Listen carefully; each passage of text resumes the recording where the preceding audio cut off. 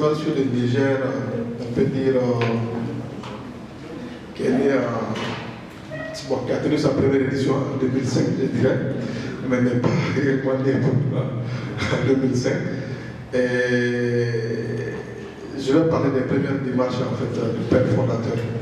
Et je me rappelle très bien, et pour enclencher cet événement, une idée qu'il avait développée bien longtemps.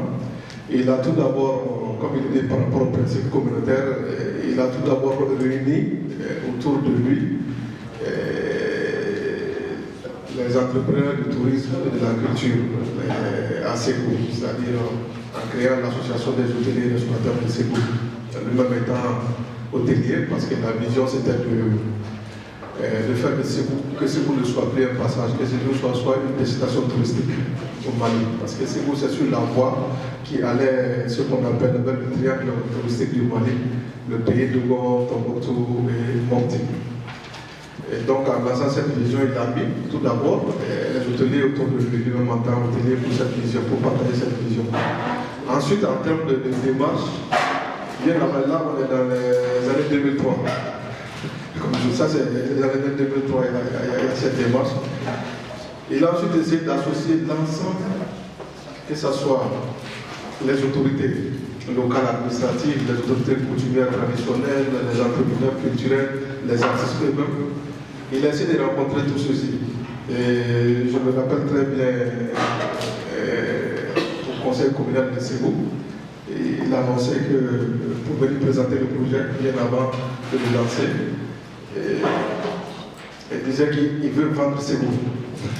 Vous comprenez le terme, c'est fort, c'est vendre Ségou. C'est-à-dire c'est Ségou, le moyen de faire connaître Ségou. En fait, voici. Cette vision, je crois que beaucoup étaient.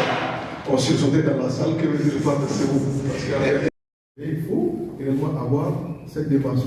Donc, réellement, les avoir. Donc, alors, si le festival a marché ou ça n'a pas marché, bon, je n'ai pas tiré dessus parce que, puisque le festival a 21 ans, donc je suppose qu'on est tous d'accord qu'elle continue. Mais, effectivement, elle a eu un parcours, effectivement, où on peut effectivement parler de moments difficiles et tout, mais elle a su toujours s'inventer, elle a su toujours avoir de l'innovation. Et comme on n'est pas dans un masterclass, si vous parlez des directives de l'entrepreneuriat maya, il allait vous parler toujours de ces éléments. Être imaginatif, être créatif. Ça fait partie surtout du leadership. On vous soutient avec de la subvention pendant le programme Correct Qualité. Et là, c'est le fonds moyen en réalité, mais qui a été sorti du dispositif pour profiter nationalement. Déjà pour que ça ait une gestion plus autonome nationale. Et aujourd'hui, c'est ce qui a influencé effectivement le fonds africain dont on parle dans sa conception. Donc pour dire tout ça, c'est parti. Parce que quand on dit si ça a marché, si ça n'a pas marché, parce que pour moi tout ça c'est le résultat du festival sur les Niger, en réalité. Parce que ça s'est démultiplié en projet à l'interne comme à l'externe pour servir et le pays et le continent aujourd'hui, à mon avis. Donc c'est un peu ça. Et je ne sais pas si j'ai tout compris. Bon, la responsabilité sociale, bien évidemment, et ça fait partie. Quand il regarde le principe même, c'est basé sur ça.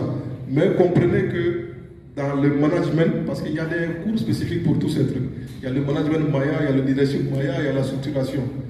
Alors dans le management Maya, il faut comprendre qu'il n'y a pas de faiblesse, hein. C'est-à-dire c'est de diriger avec une main, comme on appelle, une main de fer recouverte et du chiffon. C'est-à-dire c'est très exigeant.